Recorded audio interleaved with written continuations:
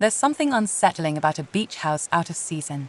Empty rooms, windows fogged with sea mist, and waves that sound just a little too close at night.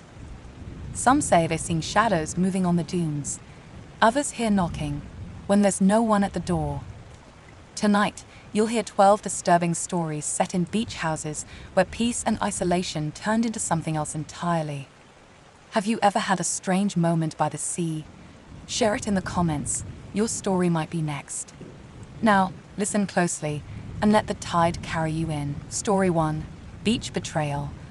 I'm Aiden, and this is my story, or what's left of it. It begins with a promise of a perfect weekend, a chance to escape the grind of college with my closest friends. I found this secluded beach house online, a steal for its size. Sprawling, modern, with floor-to-ceiling windows that framed the ocean like a painting. The back porch opened straight onto the dunes, and the sand stretched endlessly toward the horizon. It was the kind of place that screamed freedom, a place where we could just be. Me, Dylan, Gunnar, Todd, Mariah, Everett, and a few others, fraternity brothers and their partners, a tight crew of 9, piled into a van and drove 3 hours to the coast. The house was even better than the pictures. The air was thick with salt and the rhythmic crash of waves, though a faint, sour stench clung to the shore. Probably just dead fish, Gunnar said, wrinkling his nose as we hauled our bags inside. The place was pristine, hardwood floors, a sleek kitchen, and a hot tub out back that hummed softly under the afternoon sun. We spent the first few hours settling in, unpacking, and exploring. Maria and I took a walk along the dunes, the sand cool beneath our feet. She laughed as she dodged a wave, but when she lifted her shirt to wipe her face, I noticed a thin red scratch across her side. Must have brushed something in the water, she said, shrugging. Feels like sandpaper. I nodded, but something about the mark, too straight, too deliberate, made my stomach twist. By late afternoon, we were all outside, swimming and tossing a frisbee. The water was colder than expected, sharp against my skin, and that foul smell lingered stronger now. I caught Dylan staring out at the horizon, his brow furrowed. "You good?" I asked.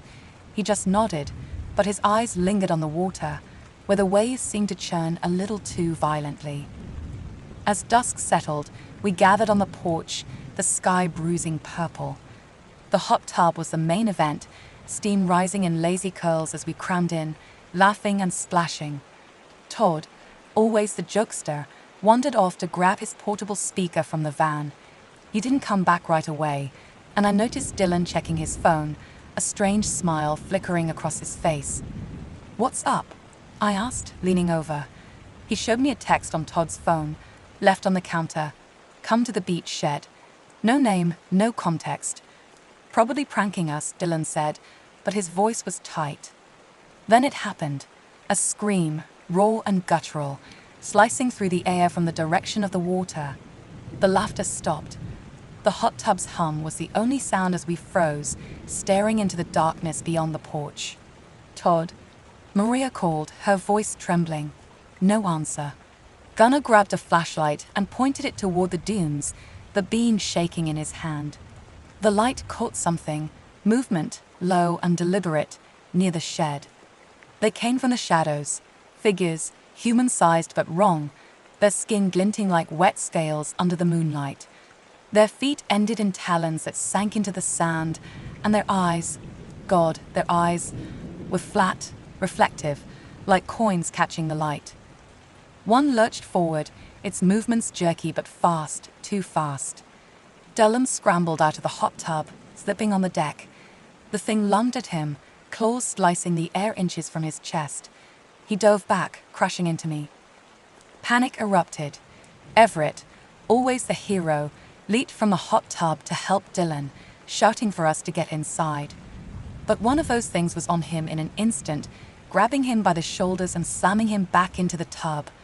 The jets churned, and the water turned a sickly pink, then red, as the creature's claws tore into his neck.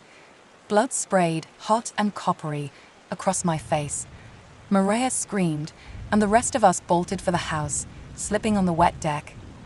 Inside, we barricaded the door with a couch, our hands shaking as we pushed it into place. The music from Todd's speaker was still blaring outside, a surreal contrast to the chaos. Dylan wasn't with us. I realized it too late, my heart hammering as I peered through the window. He was still out there, on the deck, facing one of the creatures. He grabbed its ankle, trying to pull it down, but its scales, jagged like broken glass, sliced his palms open. Blood poured, and the thing kicked him hard. His face, it was like it exploded, a red ruin where his jaw had been. He crumpled, motionless, as the creature loomed over him. I wanted to scream, to run out there, but my legs wouldn't move. The others were shouting, piling chairs against the door, but the music drowned out their voices. Through the window, I saw more of them, 5, maybe 6, circling the house. Their movements were coordinated, like a pack of wolves, but their bodies were grotesque, webbed fingers flexing, mouths opening to reveal rows of needle-like teeth. Then I saw him. Todd. He was alive, stumbling out of the shed, his shirt torn and blood streaking his arm. He ran toward the house, banging on the glass. "Let me in," he screamed, his voice cracking. But before we could move, one of the creatures grabbed him, dragging him back toward the dunes. His screams faded into the night, swallowed by the crash of waves.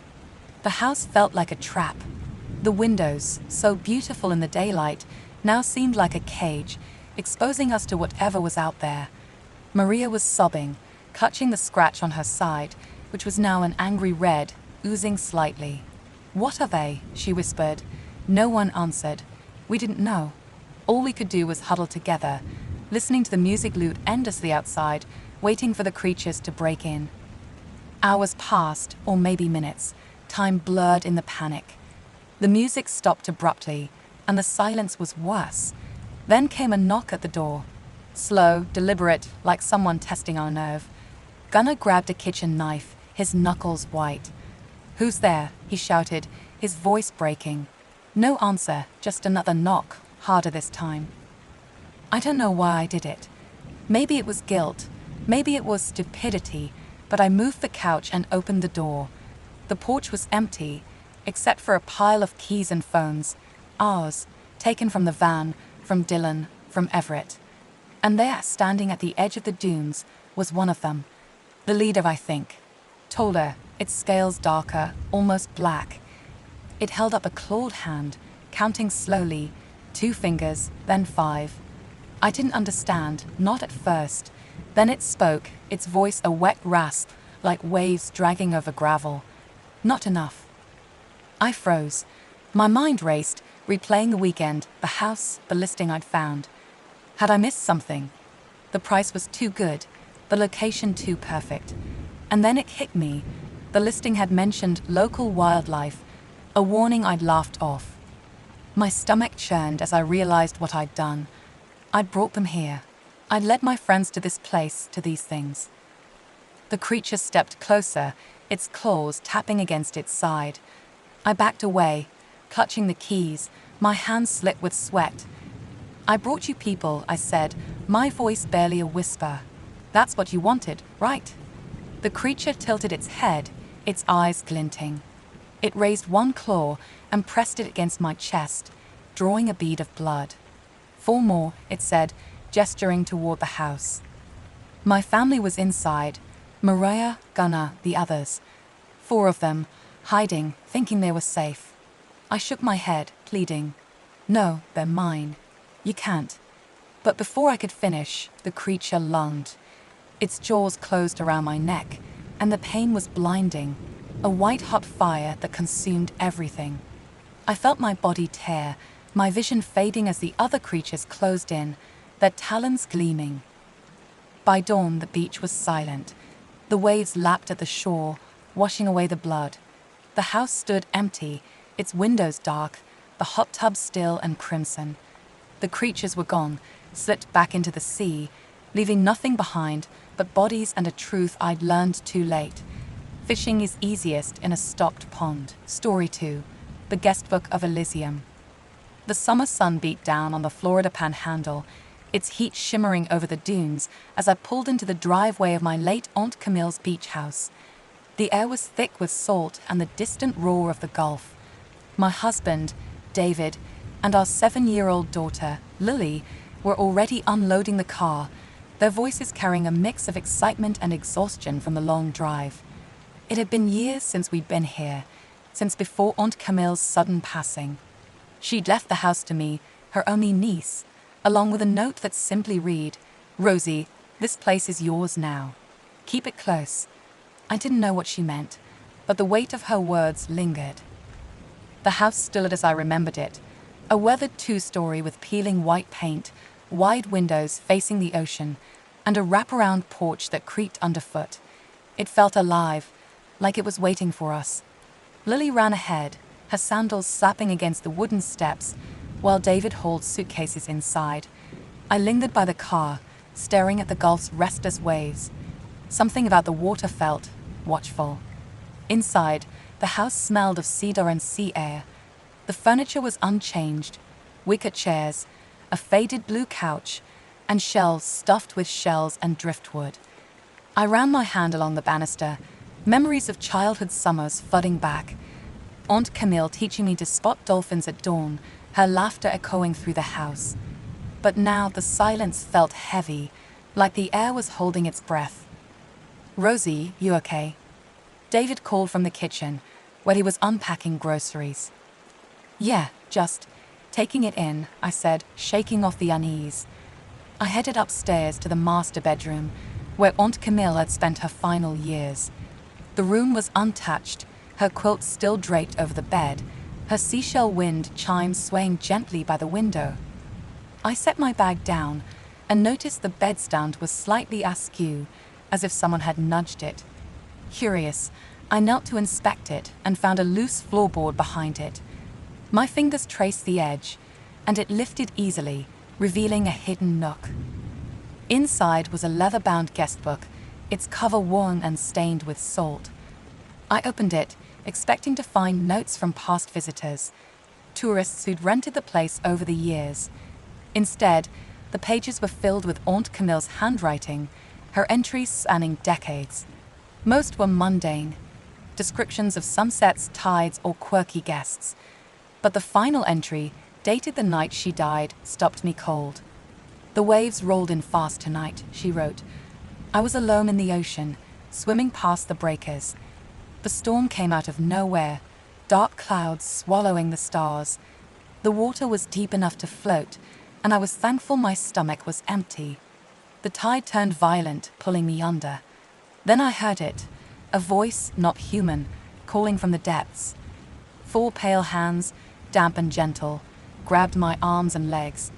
They'd pulled me down. I didn't fight it. I woke on the sand, surrounded by them, shadowy figures, a dozen or more, featureless and dark. They spoke in unison, their voices like whispers carried by the wind. 'You'll be all right.' They led me out of the house, toward the stormy surf." The entry ended abruptly, the pen trailing off in a shaky line. My hands trembled as I closed the book. The air in the room felt colder, the wind chimes silent. I told myself it was just a story, a delusion from her final moments. But the vividness of her words, the way they painted the scene, made my skin crawl. "Mommy, can I go to the beach?" Lily's voice snapped me out of it. She stood in the doorway, clutching a plastic bucket. "Not now, sweetie," I said, forcing a smile. "It's getting dark. Tomorrow, okay." She pouted but nodded, skipping back downstairs. I tucked the guestbook under my arm and joined David in the kitchen. He was chopping vegetables, humming softly. I didn't tell him about the entry, not yet. It felt too strange, too personal. Instead, I helped with dinner, trying to ignore the growing unease in my chest. That night, I couldn't sleep. The house creaked constantly, the wind rattling the windows. Around midnight, I heard footsteps in the hallway. Slow, deliberate steps, like someone pacing. I sat up, heart pounding. David was snoring beside me, and Lily was asleep in the next room. I grabbed my phone, using its light to check the hall. It was empty. Just the wind, I told myself, but I locked the bedroom door anyway. The next morning, I found Lily sitting on the porch, staring at the ocean. "They were out there last night," she said, pointing to the water. "Who?" I asked, my stomach twisting. "The people in the waves," she said matter-of-factly. "They were standing in the water, looking at the house." I froze. "Lily, there's no one out there. Maybe it was a dream." She shook her head. "I saw them. They didn't have faces." I forced a laugh, but my hands were shaking as I led her inside. David was making coffee, oblivious to the conversation. I didn't tell him about Lily's words, but I couldn't shake the image of Camille's entry. Shadowy figures, featureless and dark. That afternoon, while Lily played in the living room, I reopened the guestbook, flipping through earlier entries for clues. Most were normal, but a few guests had written odd things. "Saw people standing in the hallway at night," one wrote. "Thought I heard voices from the ocean," said another. My breath caught. The guestbook wasn't just a record, it was a warning. That evening, the sky darkened early, clouds rolling in from the Gulf. A storm was brewing, the kind that made the air feel electric. David suggested we stay in, but I couldn't sit still. I kept glancing at the windows, expecting to see something. Around 9 p.m., the power flickered. Lily gasped, clutching my arm. "It's okay, just the storm," I said, but my voice wavered. Then I heard it, a low, echoing whisper, like voices overlapping. It came from outside, near the back door. I grabbed a flashlight and stepped onto the porch, ignoring David's protests. The wind howled, and the waves crashed violently against the shore. In the beam of my flashlight, I saw them. They stood in the surf, a dozen or more figures, their silhouettes dark against the lightning-lit waves. They were tall, featureless, their edges blurring into the storm. My heart pounded as they turned toward me, their movements synchronized. The whispering grew louder, words I couldn't make out but felt in my bones. "You'll be all right." I stumbled back inside, slamming the door. David was there, wide-eyed. "Rosie, what's out there?" I couldn't speak. The guestbook fell from my hands, open to Camille's final entry. Before I could explain, the whispering returned, inside the house now. It came from the stairs. I grabbed Lily, pulling her close, as David stood in front of us. The air grew colder, the shadows in the room deepening. Then they appeared. They emerged from a hallway, gliding silently. Their forms were indistinct, like smoke-given shape, their faces blank voids. There were 4 of them, then 6, then more, filling the room. Their voices spoke in unison, soft but inescapable. "Your children are safe. We've come to welcome one of our own." I screamed, clutching Lily. "Stay away from us." They didn't move closer.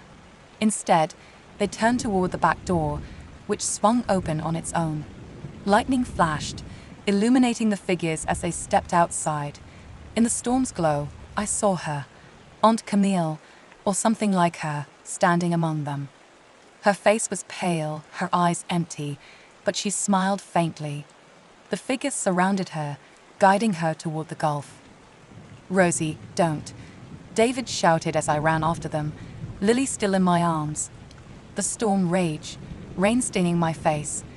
The figures waded into the churning water, Camille at their center. 4 massive waves crashed, each lit by a bolt of lightning. On the 4th, a brilliant red light erupted on the beach, blinding me. I fell to my knees, shielding Lily. When the light faded, the figures were gone. So was Camille. The storm stopped as suddenly as it began. Dawn broke, the sky clear and calm. The house was undamaged, but it felt empty. The guestbook lay open on the porch, its pages blank except for Camille's final words. "My dear Rosie, whenever you are ready, we will come get you. With eternal love, Camille." I stared at the Gulf, its surface smooth as glass. The beach was gone, washed clean, as if the sand itself had been erased. Lily clung to me silent. David stood beside us, his face pale. We didn't speak of it, not then, not ever. But I knew the truth. The guestbook wasn't a story or a delusion, it was a promise. Aunt Camille had been claimed by whatever lived in the depths of that beach house, something ancient and hungry that called the ocean home. And one day it would come for me. We left that morning, the car packed in silence. As we drove away, I glanced back at the house. The windows glinted in the sunlight, and for a moment, I thought I saw a shadow move inside. I didn't stop to check.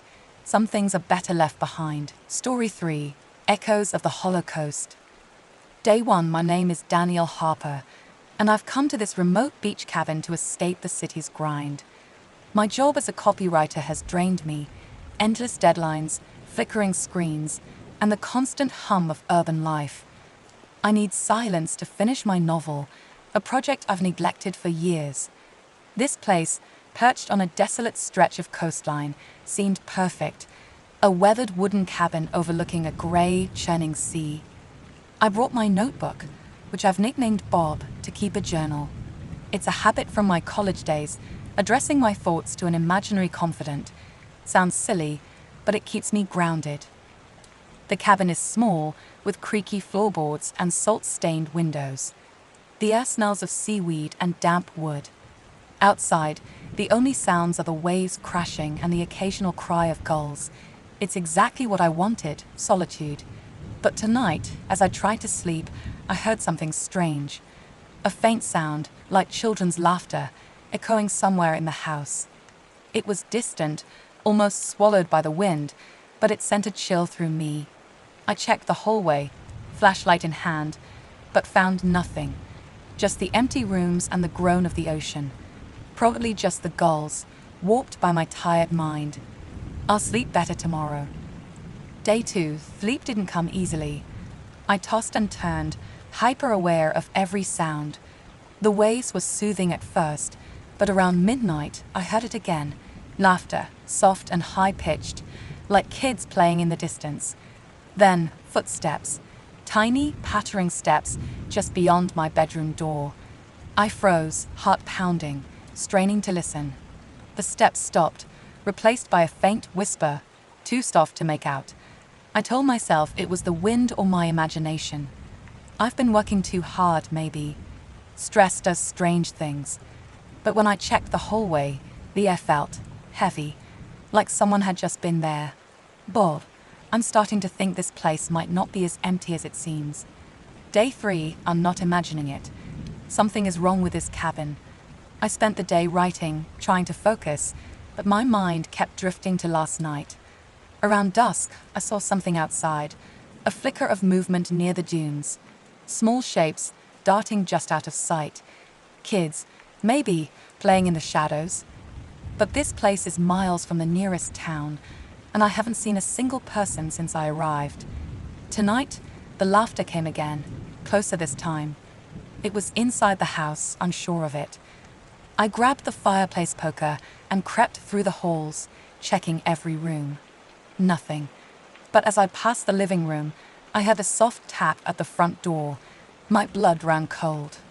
I stood there, gripping the poker, but when I flung the door open, there was only the wind and the endless black sea. I'm not sleeping tonight, Bob. I can't shake the feeling that I'm being watched. Day 4, I saw one of them.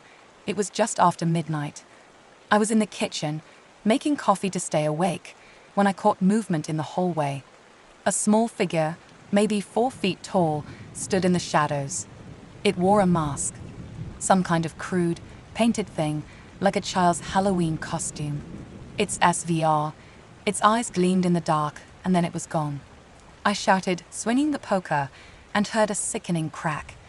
Dark liquid splattered the wall, and I thought I'd killed it. But when I turned on the light, there was nothing. No body, no blood, just the clean wall. I called the police, shaking, trying to explain. They came, searched the place, and found nothing. The officer looked at me like I was crazy, muttering about wasting their time. I started to wonder if I'm losing it. I take medication for anxiety, my dope of mine, I call it, but I checked the bottle and it looks fine. Still, I can't trust my own head anymore, Bob. Day 5, I woke up tied to the bed. My wrists and ankles were bound with rope, tight enough to burn. 3 masked children stood over me, their eyes glinting through the holes in their grotesque masks. One of them held a knife, its blade catching the moonlight. Before I could scream, the smallest one lunged forward and bit the tip of my left thumb. The pain was blinding, and I thrashed against the ropes as warm blood ran down my hand. The other 2 started carving, slow, deliberate cuts across my chest and stomach. I screamed until my throat was raw, the world blurring with agony. Somehow, I got a hand free, clawing at the nearest kid. My fingers found an eye, and I dug in, feeling it give way with a sickening pop. The kid screamed, and the others fled, their footsteps fading into the night. I stumbled to the phone, called 911, and collapsed. When I woke at dawn, I was unharmed. No ropes, no cuts, no blood. The phone was back on its cradle. I checked my thumb, intact. I'm packing my bags, Bob. This place is poisoned. I'm leaving. Day 6, I didn't make it out. I was loading the car when I heard a cry from the dunes. A boy, no older than 10, was crawling toward me, his body mangled, one arm gone, blood soaking the sand. His eyes were wide, pleading as he gasped, "Help me." I carried him inside, my hands slit with his blood, but when I laid him on the couch, he was gone. The blood on my hands, the footprints on the floor, gone. I sat there, staring at my clean hands, my heart hammering. This isn't real. It can't be. But it felt real, Bob. The weight of him, the warmth of his blood. I'm not sleeping anymore. I can't. Every time I close my eyes, I hear those footsteps, those whispers. I'm staying awake until I figure this out. Day 7, I'm barricaded in the living room, poker in hand, surrounded by furniture I've piled against the doors.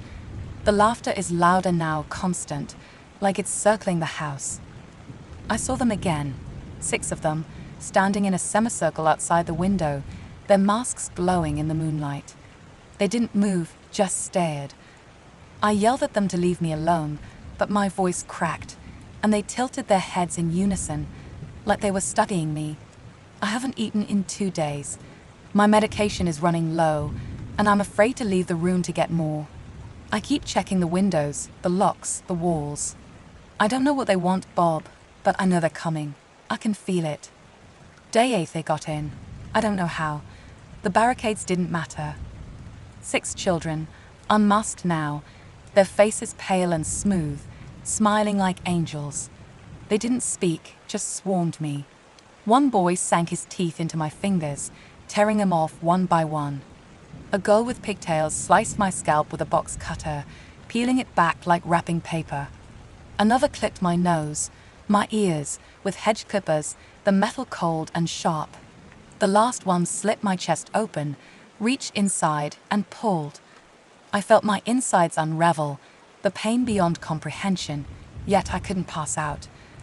I watched my own blood pool on the floor, their smiles never fading. When it was over, I lay there, broken, waiting for death. But at dawn, I woke up whole. No scars, no blood, no sign of them. I'm losing my mind, Bob. I have to get out of here. Day 9, I'm on the highway, walking, limping, the cabin fading in the distance. I don't know where I'm going, just away. The car wouldn't start, and I didn't wait to find out why. My bag is slung over my shoulder, Bob tucked inside. The road is empty, the sea roaring to my left, the dunes stretching endlessly to my right. Every sound makes me jump. The wind, the gulls, my own footsteps. I keep seeing their faces, those innocent, blood-stained smiles, in every shadow. I'll never come back here, Bob. Never. Solitude isn't safe. Not anymore. Story 4. The Red West. My name is Dylan, and I never believed in the impossible until it came for us. My wife, Rose, our 6-year-old son, Scene, and I had come to the beach house for a quiet weekend, a chance to escape the grind of the city. It was a modest place, all weathered wood and creaky floors, perched on a lonely stretch of coastline. The ocean was our only neighbor, vast and restless, with dunes stretching into the distance. That evening, The sky was bruised with clouds, heavy and low, promising a storm. I didn't think much of it at first. Storms were common here. But as the wind began to howl, something felt wrong. The air was too thick, too charged, like it was holding its breath. Scene was restless, clutching his stuffed dinosaur as he stared out the bay window. Rose was in the kitchen, humming softly to keep him calm, though her eyes kept darting to the horizon. I was on the porch, securing the shutters, when I saw him, a figure in the distance, striding through the dunes. He was tall, unnaturally so, his silhouette sharp against the flickering lightning. My stomach twisted. We were miles from anyone. Who the hell was out here in this weather? He reached the porch before I could react, his boots heavy on the wooden steps. He was pale, almost translucent, with eyes like polished obsidian. His name, he said, was Weston. His voice was low, urgent, cutting through the wind. "Dylan, you need to listen. It's almost here. It's too late to run. This is no ordinary storm coming." I froze, my hand still on the shutter. "What are you talking about? Who are you?" Weston didn't answer directly. Instead, he pointed west over the ocean. "Look." I followed his gaze, and my breath caught. The horizon was alive, not with the usual grey sheen of a storm, but with something else. A towering column of clouds, pulsing with red and yellow light, like fire trapped inside. It was moving fast, too fast, spiraling toward us. The air buzzed with a low, unnatural hum that made my teeth ache. I stumbled back, nearly tripping over the porch railing. Weston's voice dropped to a whisper. "It's not the storm you need to fear. It's what's inside the storm." I dragged him inside, my mind racing. Rose looked up, startled, as Scene clung to her leg. "Dylan, who is this?" she asked, her voice sharp with fear. "No time," Weston said, his eyes locked on the window. "It's called a Red West. I've tracked it across worlds. My world, others. It's here now, and it's coming for this one." "Worlds," I snapped. "What are you talking about? What's in the storm?" He turned to me, his face grim. "An ancient thing. Older than time, older than reason. It's hungry, and it's awake." The words hit like a punch. I wanted to call him crazy, to throw him out, but the sky outside was proof enough. The clouds were closer now, their colors bleeding into the night, red veins pulsing like a heartbeat. The hum was louder, vibrating through the walls. Scene whimpered, and Rose pulled him close, her eyes wide with questions she didn't dare ask. "Get downstairs," Weston said. "Now." We scrambled to the basement, a cramped space with concrete walls and a single bulb flickering overhead. I barricaded the door with an old shelf, my hands shaking. Rose held Scene, whispering to him, though her voice trembled. Weston stayed by the small window, watching the ocean. The wind was deafening now, rattling the house like it wanted to tear it apart. I joined him, peering through the glass, and wished I hadn't. The storm was no longer just clouds. Something was moving inside it, a shape, massive and wrong, emerging from the sea. It was too dark to see clearly, but its silhouette was grotesque, all sharp angles and writhing limbs.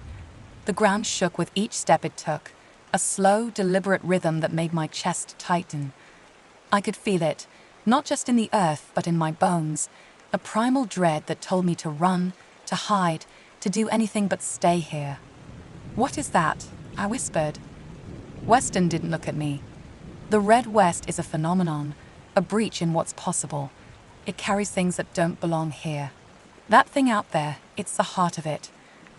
The house groaned as the wind intensified, the hum now a roar that drowned out everything else.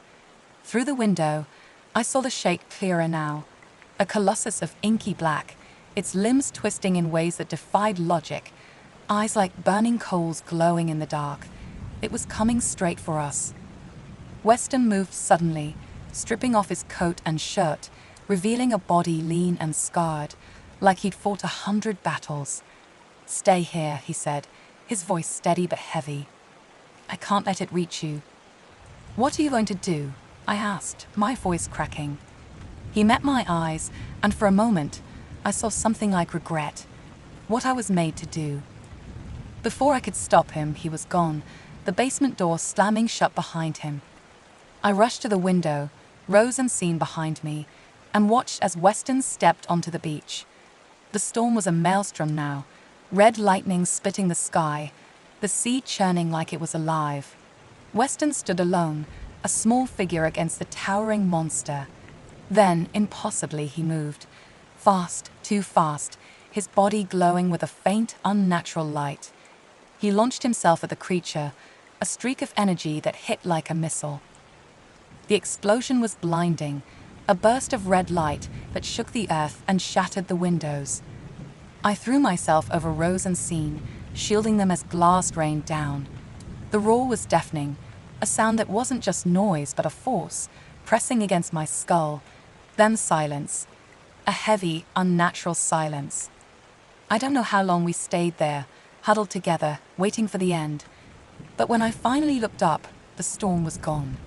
The sky was clear, the first light of dawn creeping over the horizon. The beach was a wasteland, dunes flattened, the house battered but standing. The creature was gone. So was Weston. We climbed out of the basement, stepping over debris. The air was still, the hum gone, replaced by the soft lapping of waves. Sean clung to my hand, his eyes wide, but no longer terrified. Rose's face was streaked with dust, her grit on my arm tight enough to bruise. We were alive. Somehow, we were alive. I searched the beach for hours, calling Weston's name, but there was no sign of him. No body, no trace. Just the devastation and the quiet. I found a piece of his coat, torn and singed, caught on a piece of driftwood. It felt like a goodbye.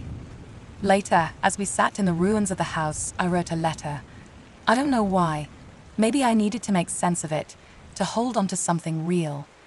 I wrote to Weston, wherever he was, thanking him for what he'd done, for saving us, for stopping the Red West. I tucked the letter into my pocket, knowing I'd never send it, but hoping somehow he'd know. The sun rose higher, painting the sky gold. The ocean was calm again, like nothing had happened, but I knew better. The impossible had come for us, and we'd survived. Thanks to him. Story 5. The beach house dole. The wind howled like a wounded animal as I guided my sedan off the icy highway, tires crunching against the frozen gravel. My name's Ethan Cole, U.S. Marshal, and that night, January's grip was merciless. My car sputtered, the engine coughing its last breath, just as I spotted a weathered beach cottage in the distance, its silhouette barely visible through the snow-dusted dark. The dashboard clock read 2:17 a.m., no signal, no backup, and a storm that promised to bury me if I stayed put. The cottage was my only shot. I grabbed my flashlight and service pistol, the cold biting through my gloves as I trudged toward the house.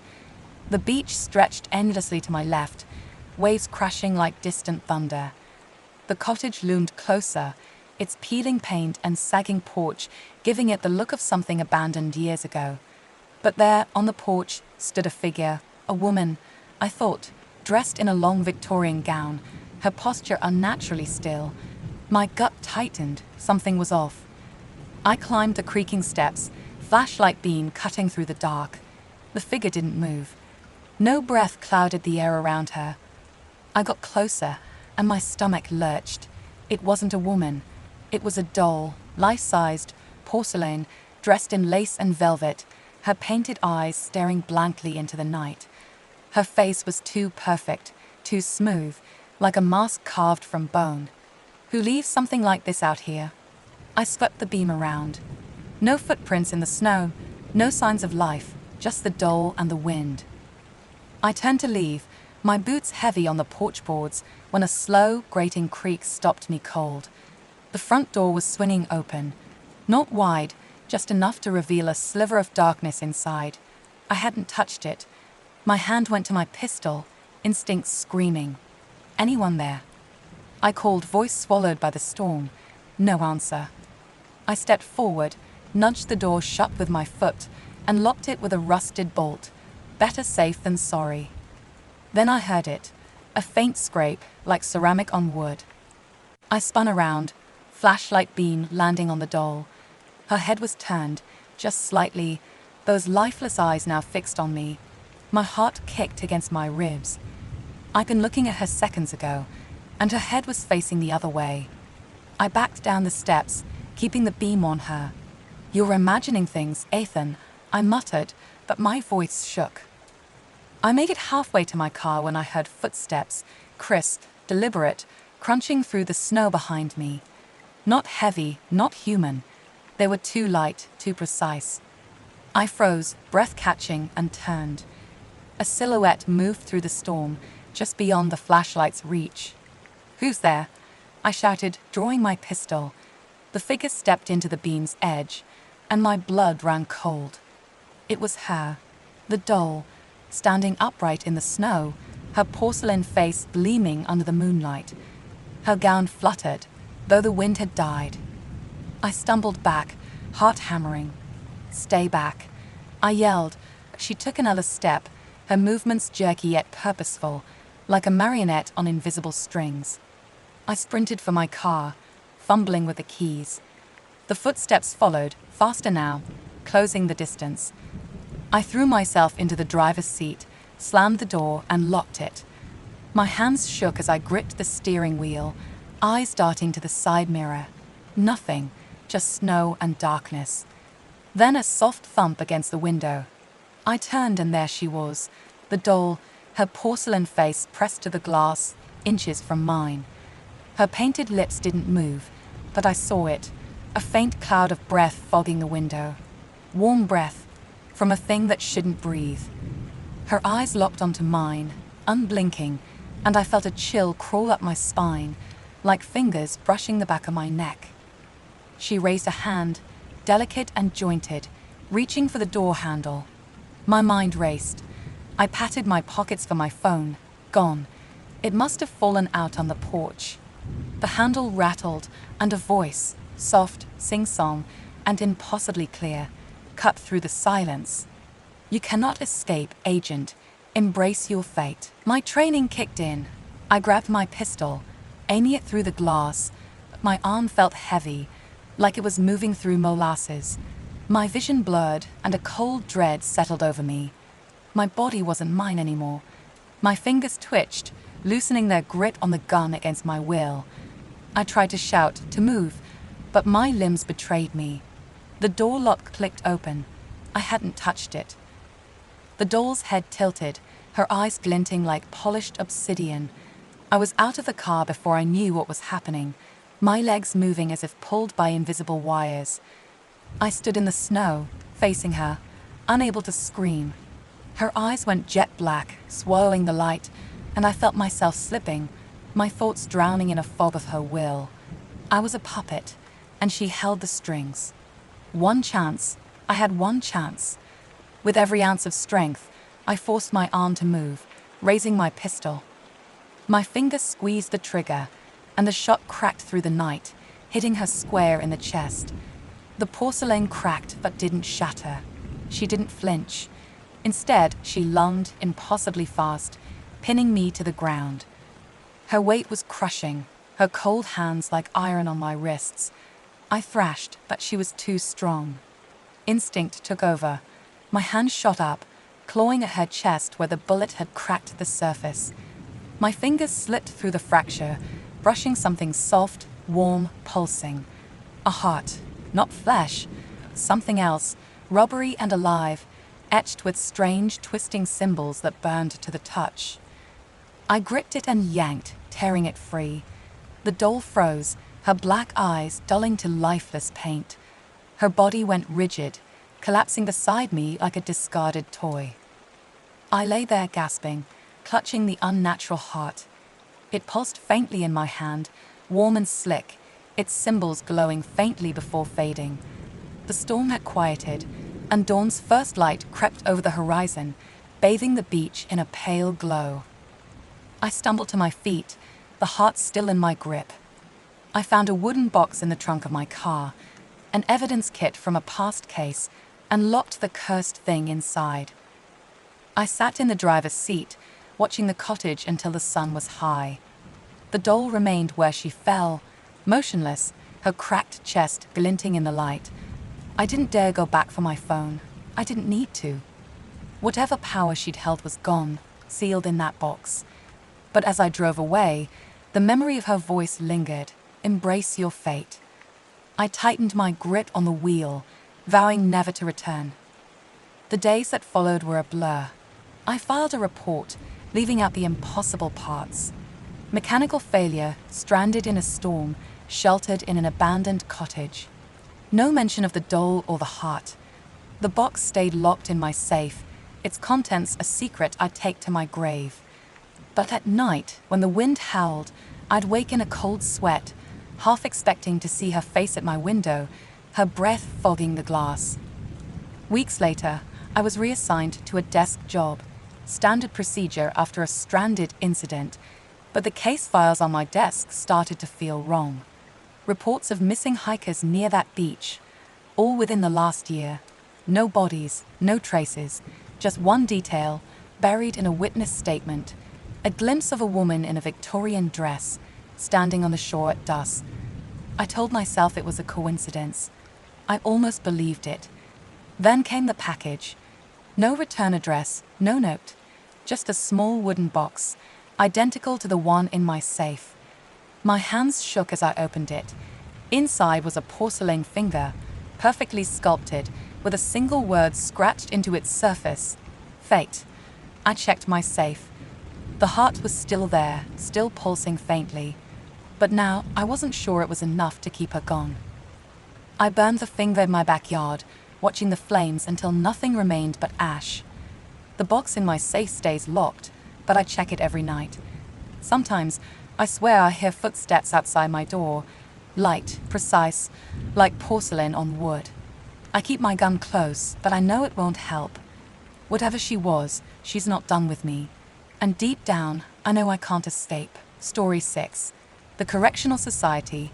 My name is Joe, and when I was 12, I thought a summer trip to my best friend, Jack's family beach house in Florida, would be the highlight of my year. The idea of sun-soaked days on the shore, building sandcastles, and splashing in the Gulf with Jack sounded perfect. I had no clue what kind of nightmare was waiting for me. The drive to the coast was long, the air thick with humidity as we pulled up to the modest cottage.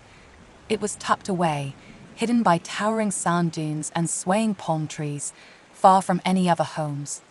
The isolation felt peaceful at first, like we'd stumbled into our own private slice of paradise. Jack and his dad were waiting at the door when I arrived, their smiles warm but fleeting.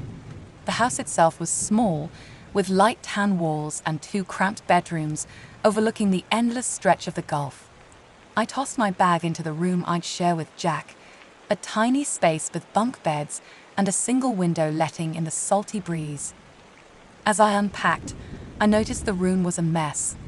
Stacks of old magazines and newspapers cluttered the floor, some yellowed and curling at the edges. While shoving my clothes into a drawer, a scrap of paper slid out from under the bottom bunk. I crouched to grab it, my fingers brushing against the rough wood floor. In the dim light, I saw a strange symbol drawn on the paper, a jagged, spiraling shape that looked like it had been scratched in with a heavy hand. It was unsettling, but I figured it was just one of Jack's tiddles. I stuffed it in my pocket, eager to forget it and focus on the beach. That first morning was everything I'd hoped for. Jack and I raced across the sand, kicking up clouds of it as we chased waves and hunted for shells. The sun burned bright, and for a while, the weird symbol was the last thing on my mind. But as the day wore on, a nagging feeling crept in, like I was being watched. I glanced back at the house, half expecting to see someone at the window, but it was always empty. That night, after a day of playing Jack, and I sprawled out on the bunk beds, swapping stories in the dark. The room felt stuffier now, the air heavy with the smell of old paper. Jack's voice trailed off mid-sentence, and soon he was snoring softly. I lay there, staring at the ceiling, the sound of the waves outside lulling me towards sleep. Then, a faint rustle snapped me awake. It came from under the bed, a slow, deliberate sound, like something shifting in the shadows. My heart thudded. I held my breath, straining to listen. The noise stopped, but the silence was worse, thick and oppressive. Then, bang! A loud crash jolted me upright. My eyes darted to the open bedroom door, where a shadow moved fast. It was a man, his silhouette sharp against the moonlight streaming through the window. He clutched a stack of papers in one hand and a handgun in the other. Before I could process it, he was gone, sprinting out the door and into the woods beyond the dunes. My pulse roared in my ears. Jack stirred, mumbling something, but I shushed him with a lie about dropping my book. I couldn't let him know what I'd seen, not yet. I crept outside, barefoot on the cool sand, the moonlight casting long, eerie shadows. Near the edge of the woods, I spotted something, a trail of scattered newspapers leading into the trees. Each one was marked with that same strange symbol from the scrap in my pocket. My stomach twisted, but something pulled me forward, like the papers were daring me to follow. I grabbed a flashlight from the porch and stepped into the woods, the beam shaking in my hand. The trail stretched on for what felt like miles, the papers guiding me deeper into the dense, tangled forest. The air grew colder, the sounds of the beach fading until all I could hear was my own breathing and the crunch of leaves underfoot. Finally, the trail ended at a dilapidated cabin, its door hanging open like a gaping mouth. I hesitated, every instinct screaming to turn back, but my curiosity, or maybe stupidity, pushed me inside. The cabin was a wreck. Stacks of papers and magazines covered every surface, some spilling onto the floor. A dusty desk sat in the corner, and by the window, I spotted a heavy leather folder. My hands trembled as I opened it, the moonlight spilling across the pages. What I read made my blood run cold. It was a diary, its pages filled with meticulous, horrifying entries. The author described a group called the Correctional Society, a secret organization obsessed with perfecting humanity through grotesque experiments. They kidnapped people, men, women, even children, and subjected them to unthinkable tests, cutting off limbs, forcing them to ingest toxic substances or endure bizarre surgeries, all in the name of some twisted vision of progress. The deeper I read, the sicker I felt. The diary detailed their methods, their victims, their cold calculations. At the end of one entry, I saw it again, that same spiraling symbol, drawn in thick black ink. My mind raced. The newspapers in Jack's room, the symbol on the scrap. Could Jack's dad be part of this? The thought made my chest tighten. He'd always seemed off distant, but this, it was too much. I snapped the folder shut, my hands shaking so badly I nearly dropped it. The moonlight vanished, plunging the room into darkness. I looked up and froze. A man stood outside the window, his bald head gleaming under the faint light, a jagged scar running across his face. He grinned, his teeth glinting like a predator's. My heart stopped. He raised a magazine in one hand and a gun in the other, his lips moving as he muttered something I couldn't hear. I didn't need to. I knew I was in danger. I bolted, clutching the diary to my chest. The woods blurred past as I ran, branches clawing at my skin. Footsteps pounded behind me, heavy and relentless. I didn't dare look back. My lungs burned, my legs screamed, but I kept going, the beach house my only hope. After what felt like an eternity, the footsteps faded. I burst through the dunes and into the house, collapsing against the door just as Jack's parents returned. They looked at me, their faces unreadable, and said I looked ill. I mumbled something about feeling sick and locked myself in the bedroom, the diary hidden under my pillow. I didn't tell anyone what I'd found. Who would believe a kid? When my parents came to pick me up, I kept my mouth shut, but as we drove away, I glanced back. In the shadows of the trees, I swore I saw him, the bald man, his cold eyes locked on mine, that same sick grin on his face. I never went back to that beach house. Years passed, but the memory of that night clung to me like damp rot. I was 16, old enough to drive, when Jack called, begging me to come back to the beach house. His voice was desperate, almost frantic, but I refused. The thought of that cabin, that diary, made my skin crawl. I couldn't go back, not ever. A few days later, my phone rang in the middle of the night. The caller ID showed Jack's number. My heart sank as I answered, but it wasn't Jack. A harsh, guttural voice whispered through the line. "The Correctional Society has chosen you as the next test subject." Before I could respond, the call ended. A second later, my phone buzzed with a new message. An image. I opened it and my blood turned to ice. It was the symbol, that same twisted spiral, staring back at me. I tried calling Jack back, but the line was dead. I learned later that he'd vanished, his family claiming he'd run away. I didn't believe them. I couldn't shake the feeling that they knew more than they were saying. The diary was still hidden in my room, buried in a box under my bed. I dug it out, my hands trembling as I flipped through it again. The entries were just as horrifying as I remembered, but one detail stood out: a list of names, test subjects marked as completed or pending. At the bottom, in fresh ink, was my name. I don't sleep much anymore. Every creak in the house, every shadow outside my window, feels like a threat.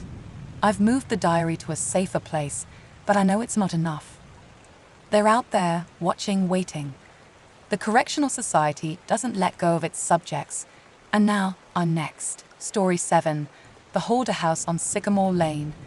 My name is Louis Marquez, and I've been a city inspector for over a decade. I've seen crumbling foundations, pest infestations, and homes on the brink of collapse, but nothing prepared me for the house on Sycamore Lane.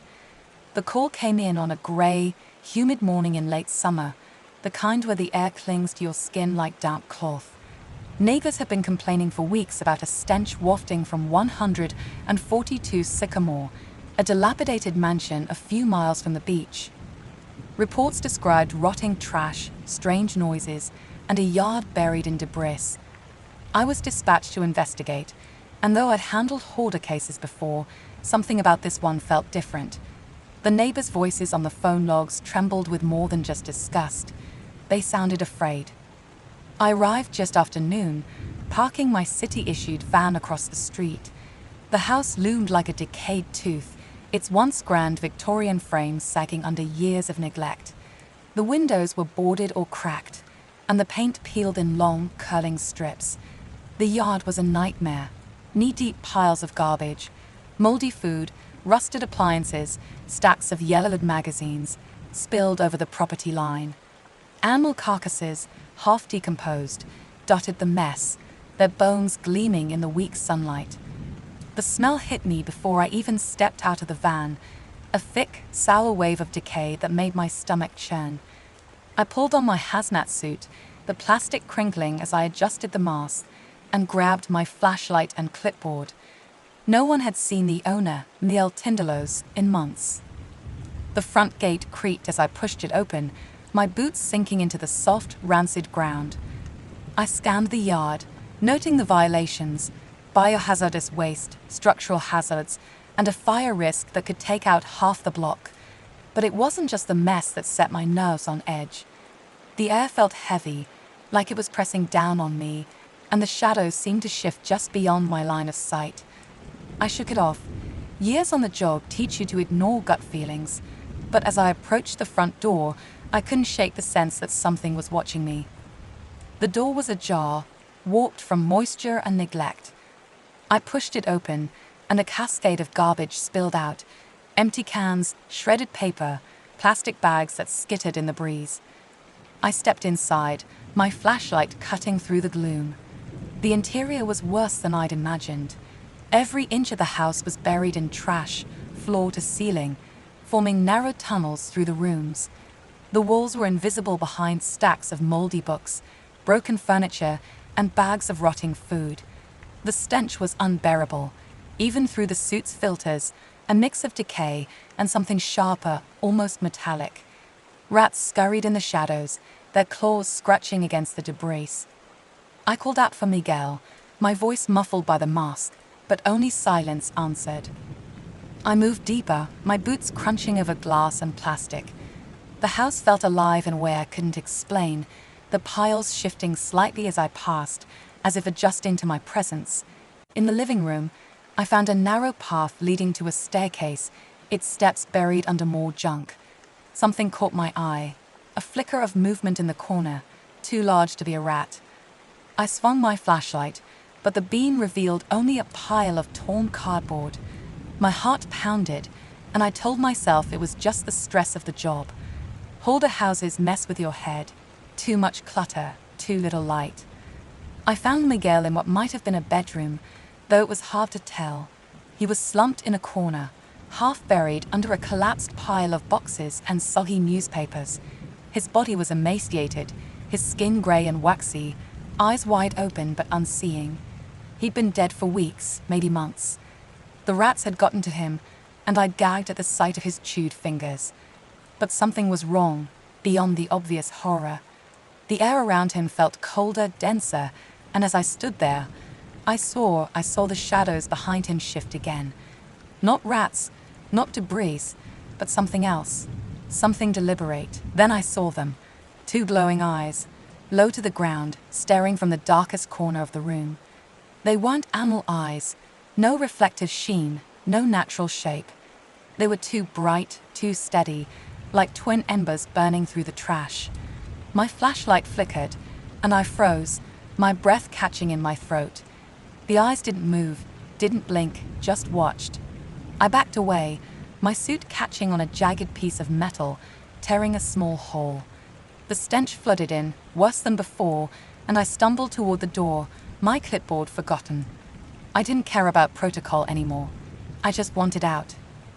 Outside, the air was no less oppressive. The neighborhood was silent. No birds, no cars, no distant hum of life. Just the house, squatting like a predator. I drove back to the city office, my hands shaking on the wheel. I filed my report, recommending immediate demolition, but the eye stayed with me, burned into my mind. I couldn't shake the feeling that the house wasn't just a hazard, it was wrong, like a wound in the world. I couldn't let it stand. That night, I returned alone. I don't know why I didn't call for backup or wait for the demolition crew. Maybe it was the eyes, or the way the house seemed to pulse in my memory. I brought gasoline cans and a lighter, my plan half-formed but unstoppable. I doused the highest piles in the yard, the liquid soaking into the trash. The first match caught instantly, and flames roared up, licking at the sky. The heat was intense, pushing me back, but I kept pouring, kept lighting, until the entire front of the house was ablaze. Then I heard it, a piercing, inhuman scream from inside the inferno. It wasn't Miguel, he was long dead. It was something else, something trapped in the hoard. The flames surged, and I saw a shape leap from the burning trash. A dark, writhing thing, too fast to make out. A piece of burning debris flew at me, striking my face. Pain exploded across my vision, and I screamed, clawing at my hazmat suit as I stumbled back. My right eye burned, and I could feel blood running down my cheek. Blinded by pain, I fumbled for my phone and called 911, collapsing in the street as the fire consumed the house. By dawn, the mansion was gone, reduced to ash and charred beams. The fire department ruled it an accident, blaming the hoard's flammable mess rectangular underscore shape. I was in the hospital, my eye gone, the doctors unable to save it. They said I was lucky to be alive. I didn't feel lucky. Weeks later, when the bandages came off, I couldn't stop thinking about Sycamore Lane. Against my better judgment, I drove back to the lot. The sight stopped me cold. The lot wasn't empty. It was covered in junk, more than before, if that was possible. Piles of rotting food, broken furniture, and twisted metal sprawled across the blackened ground, as if the house had vomited its contents back into existence. The air was heavy again, that same oppressive weight, and I felt a hollow ache in my gut, like something was missing inside me. I stood there, staring, my one good eye watering in the wind. The house was gone, but its sickness wasn't. Whatever lived in that hoard, Miguel's obsession, his madness, or something worse, hadn't burned away. It had spread, like a seed carried on the wind, rooting itself deeper into the earth. I filed a new report, urging the city to leave the lot untouched. No cleanup, no redevelopment, nothing. I didn't explain why. How could I? How do you tell someone that a place is alive, that it hungers, but it takes pieces of you? I see those glowing eyes every night in my dreams, unblinking, waiting. I feel the emptiness inside me growing. Sometimes, when I pass Sycamore Lane, I swear the piles are higher, the stench sharper. It's not just a house. It's a trap, and I'm caught in it, just like Miguel. The Hoard is still there, and it's calling me back. Story 8. Specters of the Beach House. I woke to the sound of waves crashing. My body sprawled in the surf, the taste of salt sharp on my lips. My green nightgown clung to my skin, heavy with seawater.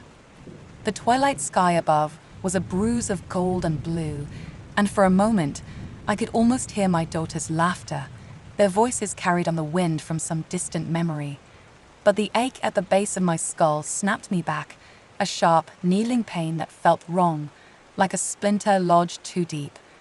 I pressed my hand to my head, expecting blood, but my fingers came away clean.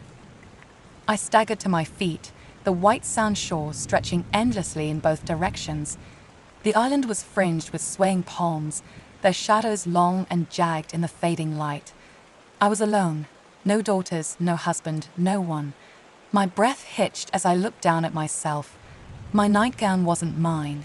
It was a threadbare green uniform, like something a worker might wear, with a name tag stitched crookedly over the pocket, Bob 23. My heart lurched. That wasn't my name. I wasn't Bob, and I certainly wasn't number 23. I tore at the tag, but the stitches held firm, as if mocking me. The realization hit like a wave. I wasn't myself. I was someone else, or something else. My eyes darted across the beach, searching for answers. In the distance, heavy boot prints scared the sand, leading toward the dense jungle that loomed beyond the shore. They were fresh, deep, purposeful. Clinging to the faint hope that someone could explain this nightmare, I followed them. The jungle swallowed me whole. The air grew thick, humid, buzzing with unseen insects. Vines snagged at my legs, and the pain in my skull pulsed with every step. The boot prints wove deeper, twisting through gnarled roots and under canopies so thick they choked out the sky. I don't know how long I walked, minutes, hours, but the trail ended abruptly at a clearing. In its center stood a house, weathered and gray, its wooden walls warped by years of salt and wind. It looked like it had been abandoned for decades, yet the windows glowed with a faint, sickly light.